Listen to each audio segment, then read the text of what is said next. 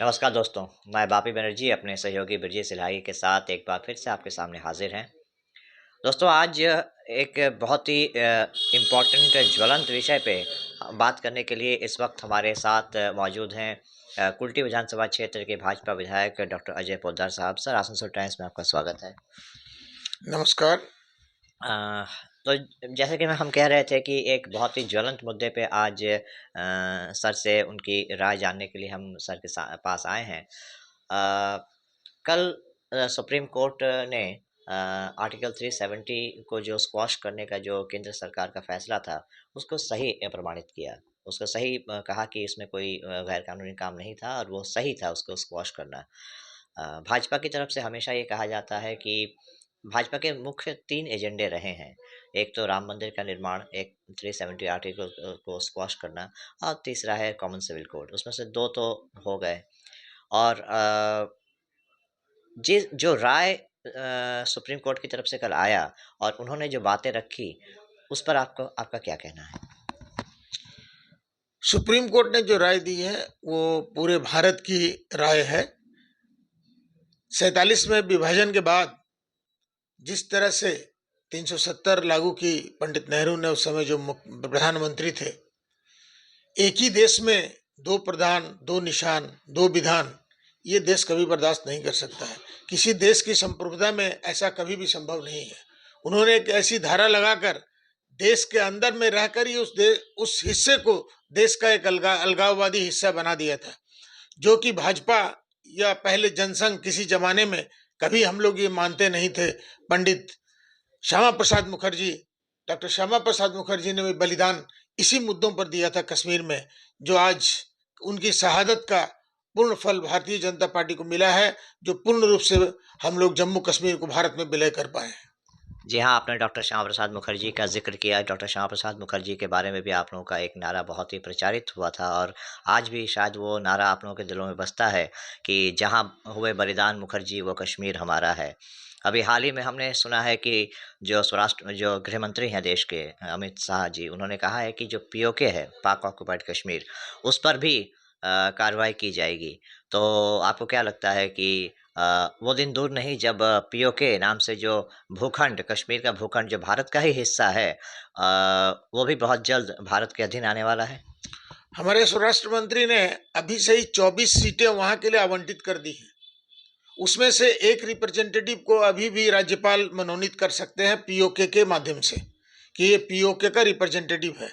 और जब पूरी तरह से पीओके हमारे पास होगा तो वहाँ 24 विधानसभा की सीटें होंगी। और जो लोग गए थे अदालत में 370 को स्क्वॉश करने के विरोध में अदालत में जो गए थे, कल की राय उन लोगों के लिए क्या संदेश लेकर आई है? देश विरोधियों के लिए क्या संदेश होगा? हमेशा से उन लोगों का यही कारनामा रहा है, चाहे वो कश्मीर का मुद्दा हो या देश की संप्रभुता का मुद्दा हो या विदेशी हमलावरों का मुद्दा हो, तो उनके पास ऐसी ही बातें रहती हैं जिनका कोई मूल्य नहीं है। आपने अगर भाजपा की बात करें तो आप लोगों के लिए जैसा कि मैंने पहले ही कहा कि 3 मुख्य एजेंडे रहे हैं, राम मंदिर का निर्माण, कॉमन सिविल कोड और 370 को हटाना। आपके लिए, भाजपा के लिए कभी ये चुनावी मुद्दा, आप लोग कहते हैं कि हम लोगों के लिए चुनाव से इसका कोई संबंध नहीं है, ये वैचारिक मुद्दा है। लेकिन आने वाले 2024 के लोकसभा चुनाव में क्या आपको भाजपा को इसका फ़ायदा मिलेगा? ख़ास करके जब 22 जनवरी को राम मंदिर का उद्घाटन होने वाला है और 370 पे भी सुप्रीम कोर्ट का ये ऑर्डर आ गया है। जन जन में राम बसते हैं। राम इस देश की संस्कार और संस्कृति है। अभिवादन के रूप में आप जानते हैं, भारत में जयराम जी की, राम राम जी की, ये संबोधन राजस्थान से लेकर बंगाल तक हरे कृष्ण, अलग अलग भाषा में राम के नाम से ही अभिवादन किया जाता है। जैसे वाहे गुरु दा खालसा, वाहे गुरु दी देन, सत श्री अकाल वो लोग बोलते हैं, उसी तरह अभिवादन की अलग अलग प्रक्रिया में अगर हम लोग देखेंगे तो राम का नाम अभिवादन के रूप में आता है। मरते समय भी राम है और जीते समय भी राम है।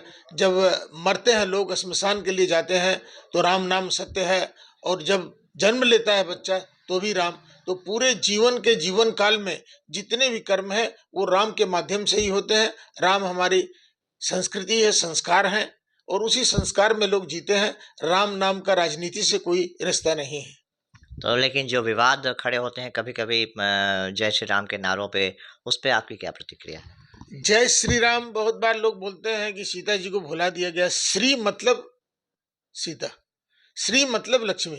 जय श्री राम में राम और सीता दोनों ही समाहित है, और मुद्दा बनाने वालों के लिए तो कुछ भी असंभव नहीं है, किसी को भी मुद्दा बना सकते हैं।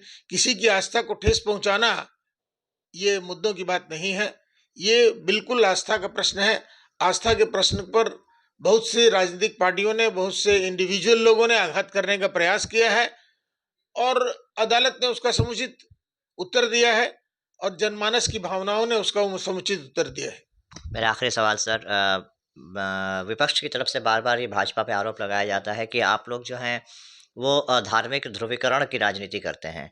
जो असली मुद्दे हैं, जो बेरोज़गारी के मुद्दे हैं, महँगाई के मुद्दे हैं, सुरक्षा के मुद्दे हैं, उन सब मुद्दों से ध्यान भटकाने के लिए आप इस तरह का धार्मिक ध्रुवीकरण का काम करते हैं। इस पे आपका क्या कहना है? ये बहुत ही अच्छा प्रश्न है।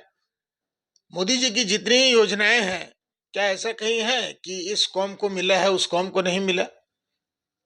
अनाज, आज फ्री में अनाज जो गवर्नमेंट दे रही है, केंद्रीय सरकार, या आवास की योजना, या आपको शौचालय की योजना, या जितनी स्कॉलरशिप है वो क्लास 10 के लिए है, क्लास 12 के लिए है, तो सारे लोगों को मिल रहा है। वो हिंदू है कि मुसलमान है कि सिख है, ईसाई है, ऐसा तो कहीं नहीं।